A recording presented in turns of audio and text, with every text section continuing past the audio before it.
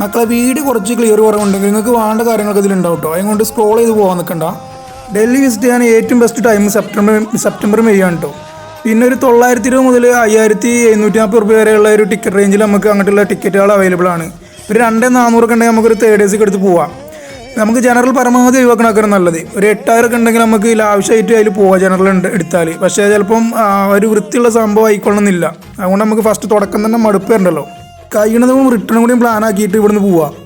പിന്നെ back pack set ചെയ്യുമ്പോൾ അത്യാവശ്യമുള്ള ഡ്രസ്സുകൾ മാത്രം എടുത്താൽ മതി കേട്ടോ. കാരണം നമ്മൾ 3-4 ദിവസം ഫുള്ള് ട്രെയിനിൽ തന്നെ ആവും. നമുക്ക് അതിൻ്റെ അത്യാവശ്യം വരുന്ന സാധനങ്ങൾ മാത്രം എടുത്താൽ മതി. കൊണ്ട് കാരണം പരമാവധി ഫുഡ് ഐറ്റംസ് എടുക്കുക. ട്രെയിനിലത്തെ ഫുഡ് എന്തായാലും വൺ ഷോക്കാവും. പിന്നെ നമ്മൾ ഓർഡർ ചെയ്യുകയാണെങ്കിൽ നമുക്ക് സ്റ്റേഷനിൽ എത്തിച്ചേരുന്ന ടീംസൊക്കെ ഉണ്ട്. നമ്മളെ ചെക്കന്മാർ എന്തായാലും ഒരേ പൊളിയേനി. 42 ഗേൾസുള്ള ഒരു ടീമുണ്ടേനി കാശ്മീരിക്കുള്ള. ഓല നമ്മളെ കൂടെ തന്നെ ഇനി. അതുകൊണ്ട് ഓല അവിടെ എത്തോളം ഫുള്ള് ഓണേനി. പിന്നെ നമ്മളവിടെ എത്തിക്കഴിഞ്ഞാൽ ഉടനെ തന്നെ നമ്മൾ എന്ത് ചെയ്യുക, മെട്രോ കാർഡ് എടുക്കുക.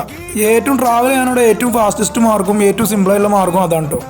Yellow line pink line red line ഒക്കെ പറഞ്ഞാൽ ആദ്യം കൺഫ്യൂഷൻ ഉണ്ടാവുകയാണെങ്കിൽ പിന്നെ നമുക്ക് ചേലയിക്കോളും. പിന്നെ റൂം എടുക്കാൻ ഏറ്റവും നല്ല സ്പോട്ട് പാർഗഞ്ചാണ് കേട്ടോ. നമ്മളെ ന്യൂഡൽഹിൻ്റെ അടുത്ത് തന്നെയാണ്, ഏകദേശം അടുത്ത് തന്നെയാണ് വരുന്നത്. അവിടെ ഒരു 400 രൂപ മുതൽ നമുക്ക് റൂം അവൈലബിൾ ആവും. ഫസ്റ്റ് തന്നെ ചാടിക്കറി ഒരു റൂം എടുക്കുക. ഒരു 3-4 റൂം കയറി ഇറങ്ങിയിട്ട് തന്നെ എടുത്താൽ മതി. പിന്നെ ഒന്ന് ടൈം ഉണ്ടെങ്കിൽ അടുത്തുള്ള സ്പോട്ടൊക്കെ ഒന്ന് വിസിറ്റ് ചെയ്യുക.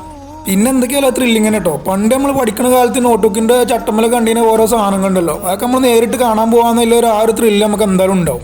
നിങ്ങൾക്ക് ഉണ്ടാവും അറിയില്ല, നമുക്ക് എന്തായാലും ഉണ്ടേനും. പിന്നെ എല്ലാ മെയിൻ ഡെസ്റ്റിനേഷനും മെട്രോ സർവീസ് ഉണ്ട് കേട്ടോ. അപ്പം നമ്മൾ ഫസ്റ്റ് ഡേ നമ്മൾ ആദ്യം യമുനഘട്ട് പിടിക്കുക. ഒരു 6 മണിയൊക്കെ ആകുമ്പോഴത്തേനും അവിടെ പോയി കഴിഞ്ഞാൽ നല്ല വ്യൂ ആക്കാം കേട്ടോ. നമ്മൾ ഇതിലെ റീൽസിലൊക്കെ കണ്ടല്ലേ, ഫുള്ള് പക്ഷികളൊക്കെ ഉള്ള നല്ല നൈസ് വ്യൂ ആണ് അവിടെ. അവിടുന്ന് 2 കിലോമീറ്റർ അടുത്താട്ടോ നമ്മളെ ജമാ മസ്ജിദ് വരുന്നു. ബ്രേക്ക്ഫാസ്റ്റ് ഒക്കെ അവിടുന്ന് പ്ലാൻ ചെയ്യാനാണ് ഏറ്റവും ബെസ്റ്റ്. നല്ല ഫുഡ് ഇടുന്ന സ്പോട്ട് അവിടെ തന്നെ ഉണ്ടല്ലോ അവിടെ. പിന്നെ നമ്മൾ പ്ലാൻ ചെയ്യുന്ന ഓരോ ഡെസ്റ്റിനേഷനും ടിക്കറ്റ് ഉള്ളിടത്തൊക്കെ നമുക്ക് ഓൺലൈനായിട്ട് ബുക്ക് ചെയ്യണം കേട്ടോ, ഏറ്റവും നല്ലത്. നമുക്ക് അവിടെ തിരക്കുള്ള ദിവസങ്ങളാണെങ്കിൽ ക്യൂ ഒഴിവാക്കാം, നമ്മളെ തിരക്ക് ഒഴിവാക്കാം. പിന്നെ അവിടെ അടുത്ത് തന്നെയാണ് ലാൽ കില്ല വരുന്നത്. പിന്നെ ഇന്ത്യ ഗേറ്റിൻ്റെ അവിടെ ഒരു 5 കിലോമീറ്റർ ഉള്ള അവിടുന്ന്. പിന്നെ അതിൻ്റെ അടുത്ത് തന്നെയാണ് സുപ്രീം കോർട്ടും പാർലമെൻറ്റും വരുന്നത്. അവിടേക്കൊക്കെ വേണം നമുക്ക് റിക്ഷ എടുത്തുകൊണ്ട് പോകട്ടോ.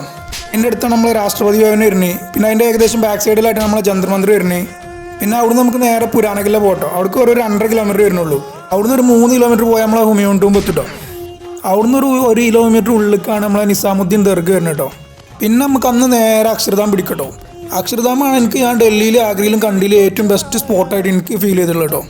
അവിടെ ഫോട്ടോ ഫോൺ എല്ലാം റെസ്ട്രിക്റ്റഡ് ആണ്. അതുകൊണ്ട് നമ്മൾ ആരും അധികം കണ്ട് പരിചയത്തൊരു സാധനമാണത്. ഒരു ദിവസം കൊണ്ട് പ്ലാൻ ചെയ്യാൻ പറ്റിയ മാക്സിമം ഉണ്ടത്.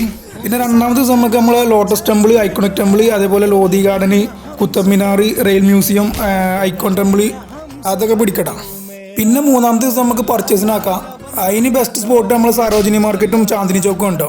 പിന്നെ കരോൾ ബാഗിലാണ് ഇലക്ട്രോണിക് ഐറ്റംസ് കിട്ടും നമുക്ക്.